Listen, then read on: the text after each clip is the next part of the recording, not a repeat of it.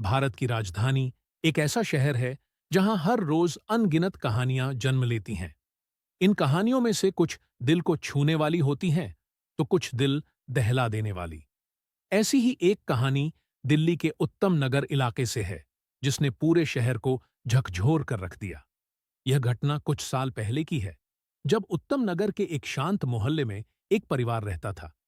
इस परिवार में पति पत्नी और उनकी एक बेटी थी। यह परिवार बाहर से तो खुशहाल दिखता था, लेकिन उनके घर की दीवारों के पीछे एक भयानक रहस्य छिपा हुआ था।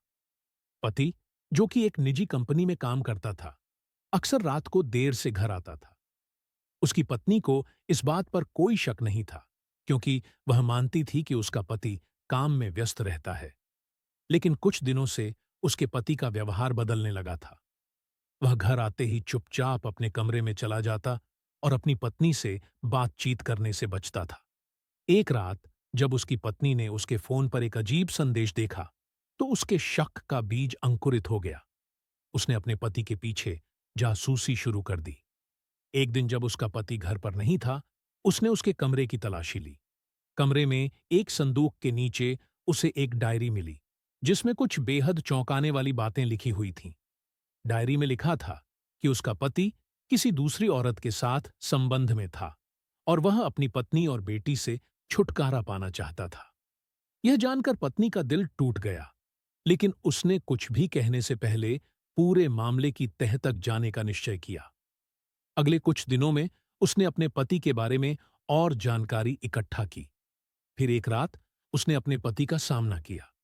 पति ने पहले तो उसे झूठ बोलकर शांत करने की कोशिश की, लेकिन जब उसने डायरी की बात बताई, तो वह बौखला गया और अपनी पत्नी पर हमला कर दिया।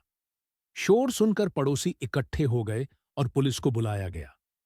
पुलिस ने पति को गिरफ्तार कर लिया और जब मामले की पूरी जांच हुई, तो पता चला कि वह कई महीनों से अपनी पत्नी और बेटी की हत्या की योजना बना रहा था।